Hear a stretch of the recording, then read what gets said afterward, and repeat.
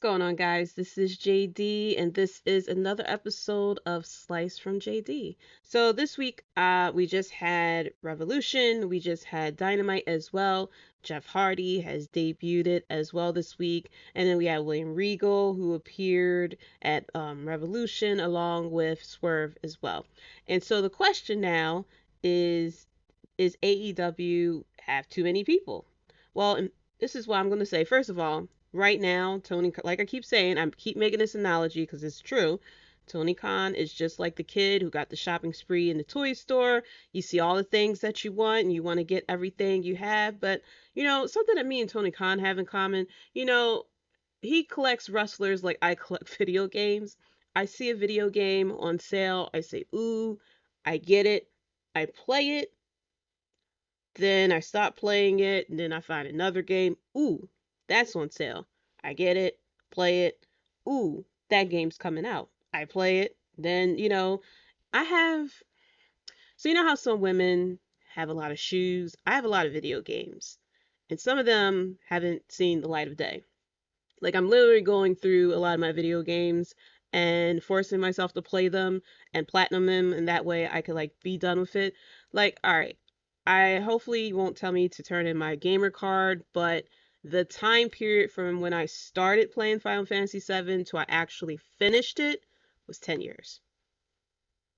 It is what it is.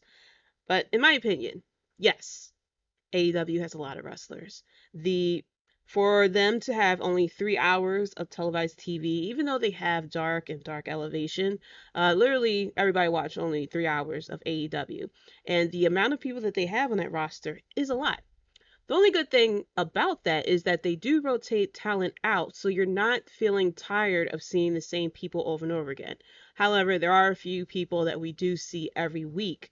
But if someone needs to take off, like birth of the child, or they're injured or something like that, like we see with Kenny Omega, they have enough talent and enough star power to be able to continue on.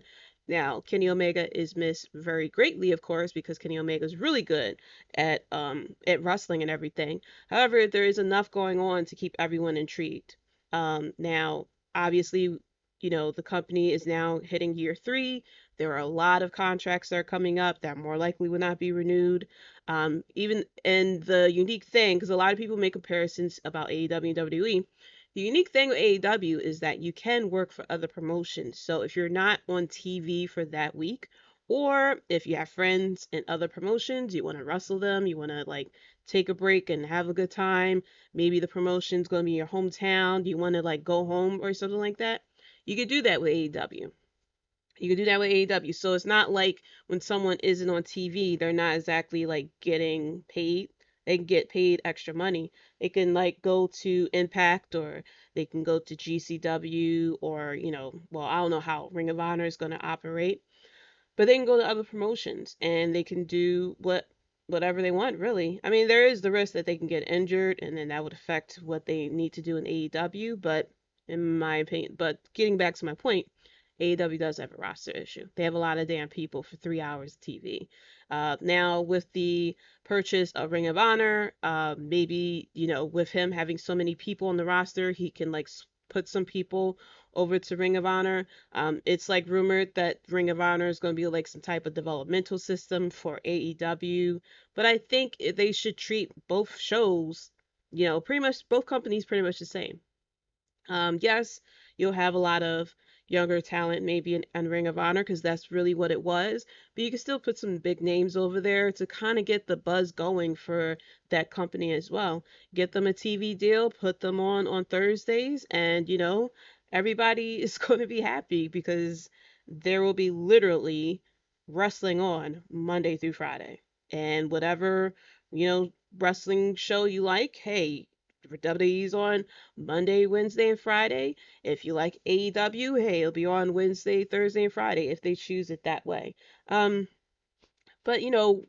what the thing is though too, with this whole situation with the roster, there are some people who are being put by the wayside. A lot of people always bring up Brian Cage. For me, the one person who I really wish they could do a lot more with is Jay Lethal. I mean, he was signed, he had that TNT championship match, and then he was randomly in that I forgot what the battle royal was for. Maybe it was for a TNT title shot or something like that. I forgot. But he was randomly in a battle royale and then haven't been heard from again.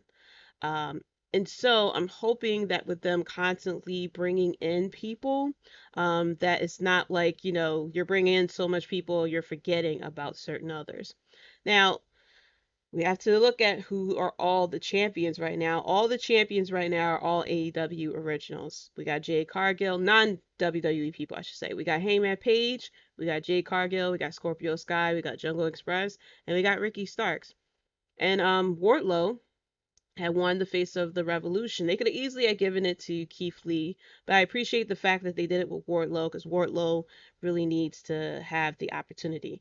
Now, the fact that Scorpio Sky just won the title, I'm going to guess that Wardlow is not going to win the title next week, or else I will flip my shit. Okay, if Scorpio Sky, after all that he has went through, especially winning the Face of the Revolution the first time and not having any championship opportunities, that he will be treated as a transitional champion. Plus, this is the first African American champion, a male African American champion with AEW. So I'm hoping that they'll treat this TNT title championship, his title reign, with a little more respect. That he's not a transitional champion. Um, but yeah, AEW definitely has a roster issue.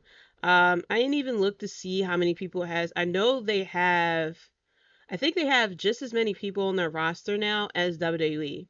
And WWE has like, even including NXT, WWE has like what, 5 hours of TV? No, not even five, 7 hours if you include NXT of TV time that they could fill. So AEW really has to figure something out.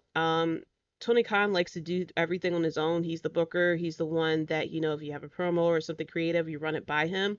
But I don't know like how he is doing it. He needs to create like an Excel spreadsheet or something.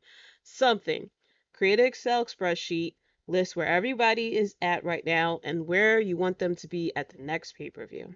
Because luckily with AEW, they don't have monthly pay-per-views to where as though it's like such a rush to like get things going that you're like you have to get everything quickly into order because you have a pay-per-view in like 3 weeks.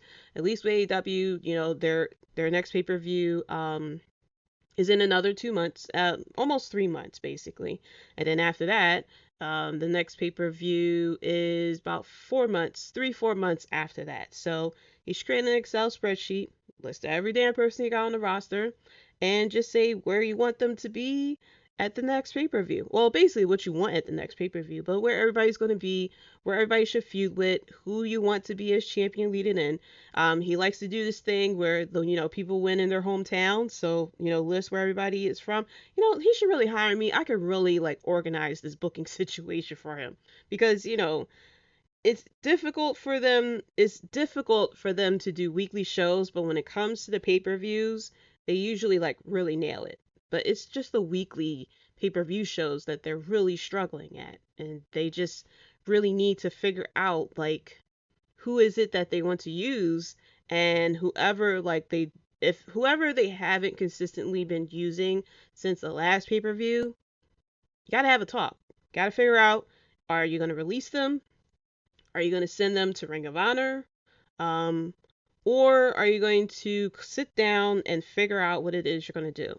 Because according to Tony Khan, he uses what crowd response and like what they could do. I forgot his little criteria, but basically it's based on if the crowd reacts to them, if how they are in the ring and stuff like that. If they're, I guess, able to like really draw the crowd. So um, some people, not really drawing the crowd, unfortunately, and so they really need to figure it out.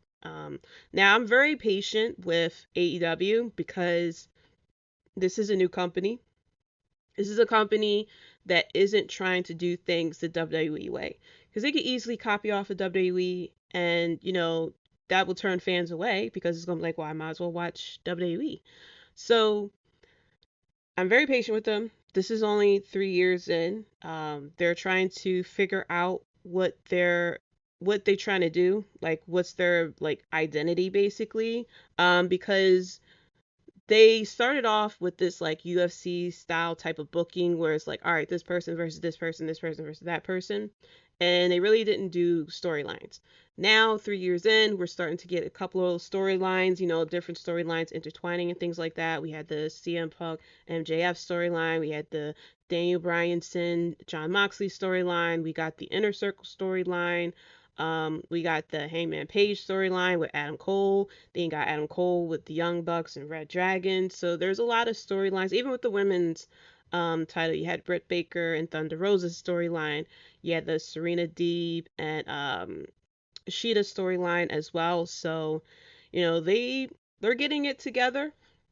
I'm hoping in another 2 years or something that they'll be very solid of how they want the weekly TV shows to, work out because it's difficult. It's not easy to do a weekly TV show live and keep things fresh that, especially with wrestling fans.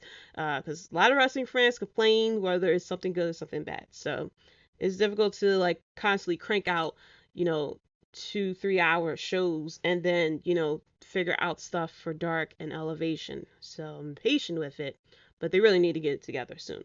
So because like I said, this is the contracts are coming up. They got to figure out who is going to resign, who's not going to resign, who's going to go wherever, who is going to start getting storylines again, stuff like that, and who you want to be as the next champion. Now I'm very happy with Scorpio Sky. I'm hoping that they will eventually introduce the trios title because the one of my complaints with AEW is that everyone is like with someone. This is like fucking high school 2.0. Everyone is either in the faction or they're in a tag team or they're in the trios or they got a manager with them or they're with a friend.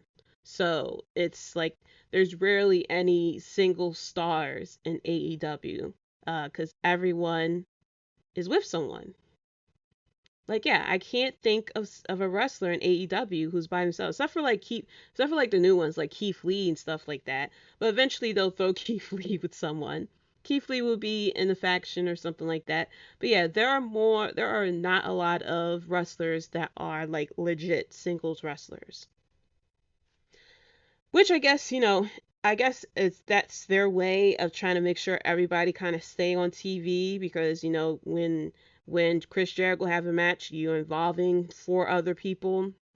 When Malachi Black has a match, you're involving two other people. So, I guess it's their way of making sure everybody stays on TV. But yeah, they need to introduce a trios title. You might as well. Um, and so, yeah, but let me know your thoughts if about AEW issue with the roster. Do you think that they should start, really cutting down people, or do you feel as though that their roster is fine where it's at because they do rotate people out? Everybody's in the faction, so a lot of people show up on TV and they have the flexibility of going to other promotions. So if, they don't have anything for them that week, they could still get paid, call up Impact, hey, can I show up next week and just wrestle somebody, some damn body. Um, but yeah, but that's my opinion on AEW and its issue with the roster. And so let me know your thoughts. Like I said, be sure to like and subscribe to this channel. Also, let me know your thoughts. If there's any other topics you want me to cover with this weekly series, just let me know. Eventually, I'm going to start introducing, reacting to different matches, especially matches that I never watched before. If you don't know, I was a WWE fan now for it'll be 30 years this year. This SummerSlam will be 30 years of me watching WWE. Wrestling basically. And I was like a WWE head. Even with during the Monday Night Wars, I didn't watch any other promotion. Like I watched a little bit of other promotions. I knew of names, so I knew of NWO, I knew Sting and stuff like that, but I didn't really consistently watch WCW and I didn't consistently watch ECW. So there are a lot of matches out there that I haven't seen. Like 2 years ago, I finally watched the match between Rey Mysterio and Eddie Guerrero that everyone loved from Halloween Havoc. So there's a lot of matches that I never seen, including matches from New Japan, matches from Ring of Honor, and stuff like that, and different indie promotions. So I will start reacting to that. But if you have suggestions of matches that I should check out from any of those promotions, be sure to let me know in the comments as well.